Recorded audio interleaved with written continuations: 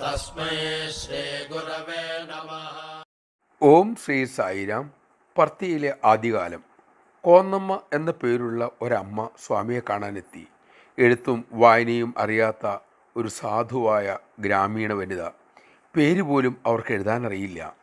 ഒരു ദിവസം അവർ സ്വാമിയോട് നിഷ്കളങ്കമായി ചോദിച്ചു, സ്വാമി, ഞാൻ ആശ്രമത്തിൽ താമസിച്ചു കൊള്ളട്ടെ? ഭഗവാൻ പറഞ്ഞു, വെറുതെ ആശ്രമത്തിൽ താമസിക്കാൻ സാധ്യമല്ല, സേവ ചെയ്യണം. കോന്നമ്മ ഉടൻ പറഞ്ഞു, സ്വാമി, ഞാൻ പാത്രം കഴുകിക്കൊള്ളാം, വെള്ളം കോരാം, സ്വാമിയുടെ ആഹാരപാത്രങ്ങൾ കഴുകി വയ്ക്കാം. അങ്ങനെ കോന്നമ്മ ആശ്രമത്തിൽ താമസമായി.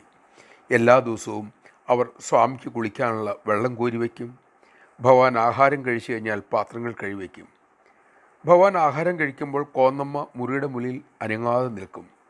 സ്വാമി ആഹാരത്തിൽ ഒന്ന് തൊടുകയുള്ളൂ, അല്ലെങ്കിൽ ഒന്ന് തൊട്ട് നാവിൽ വയ്ക്കും, അത്രമാത്രം. അതിനുശേഷം സ്വാമി എഴുന്നേറ്റ് പോകും. പിന്നീട് കോന്നമ്മ ആ ആഹാരം പ്രസാദമായി കഴിക്കും. അങ്ങനെ അവർക്ക് എന്നും ഭഗവാന്റെ ദർശന, സ്പർശന, സംഭാഷണാദികൾ ലഭിച്ചു പോകുന്നു. ഒരിക്കൽ കോന്നമ്മയ്ക്ക് അസുഖമായി. പർത്തിയിൽ ആശുപത്രി സൗകര്യം വളരെ കുറവാണ്.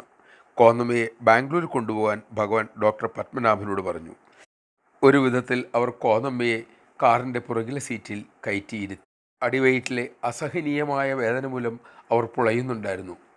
കാർ സ്റ്റാർട്ട് ചെയ്തപ്പോഴേക്കും സ്വാമി വരുന്നു. ഭഗവാന്റെ കയ്യിൽ ഒരു കറുത്ത ബാഗുമുണ്ട്.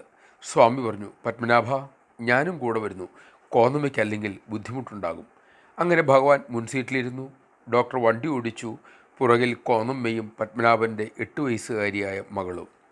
വഴിയിൽ കനത്ത മഴ. കാറിൻ്റെ ടയർ ചെളിയിൽ പുതഞ്ഞുപോയി. കാർ നിർത്തി. വണ്ടി പുറകിൽ പോയി തള്ളാൻ തീരുമാനിച്ചു. സ്വാമി തിരക്കി, നീ പുറത്തിറങ്ങി വണ്ടി തള്ളിയാൽ വണ്ടി ആരോടിക്കും? അതുകൊണ്ട് സ്വാമി പുറത്തിറങ്ങി അങ്കി ഉയർത്തിപ്പിടിച്ച് വണ്ടിയുടെ പുറകിലെത്തി. പത്മനാഭൻ്റെ മകൾ പുറകിലെ ഗ്ലാസ്സിലൂടെ അത് ശ്രദ്ധിച്ചു. സ്വാമി ചൂണ്ടുവിരൽ കൊണ്ട് കാറിൻ്റെ പുറകിൽ മെല്ലെ തള്ളിക്കൊടുത്തു. വണ്ടി ഉടൻ തന്നെ മുന്നോട്ട് നീങ്ങി. ടയർ ചെളിയിൽ നിന്നും പുറത്തു വന്നു. തിരിച്ചു വന്ന് കാറിൽ കയറിയ ഭഗവാനോട് വിസ്മയത്തോടെ, ഭയത്തോടെ ഡോക്ടർ പത്മനാഭൻ ചോദിച്ചു, സ്വാമി, എങ്ങനെയാണ് കാർ അങ്ങ് തള്ളിയത്?